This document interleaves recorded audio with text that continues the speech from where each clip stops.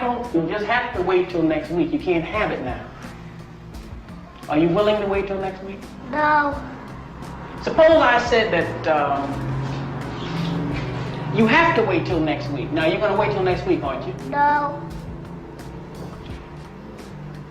How are you going to get your freedom? I will use any means necessary to get my freedom. The rise and fall of a young king, the effects and affects of the fourth grade failure syndrome. From his inception, there were no misconceptions. He essentially could be anything he would want to be from the moment he took his very first breath. A light flickers in his eyes, citing all that is right with the world. He isn't beholden to this world. He will rule the world with his brown skin, melanin, and bright mind. His energy and cerebral cortex has the capacity to transcend his time. In due time, he moves fast from early babble to formative years. The alphabet moves hastily on his lips. Prior to 5, he thrives, eager to know answers, loaded with questions, picking up language and books without suggestion, a budding black rose from the cracks of concrete slate. No one questions his evidential presidential fate.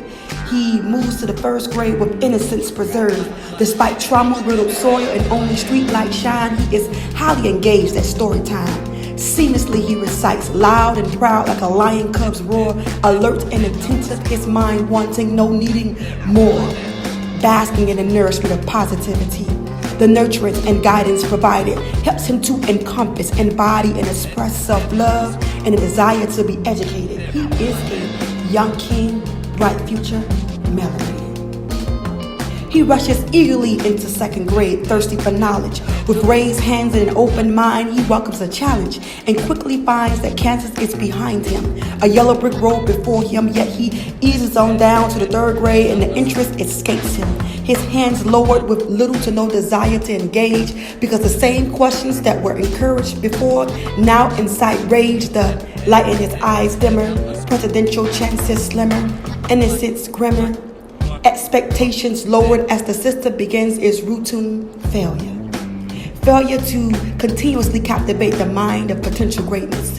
Failure or refusal to tend to his acute learning style and approaching him with patience. Failure to nurture and parent him, thus adultifying him, thereby forcing him to the curriculum of the streets. Muting his questions, finding no congruency between lessons and life lessons, providing no feedback, yet expecting thinking abstract to drive your data with no true vision for the young king. Capping the capacity of his cerebral cortex, labeling him remedial and frustrated. He is a young king. What future? Educationally castrated. Young man. Are you a Negro, Travis? No. Are you a flunky, Travis? No. What are you? I am black and beautiful. And what else are you? Are you a boy? No. What are you? I'm a man. What kind of man?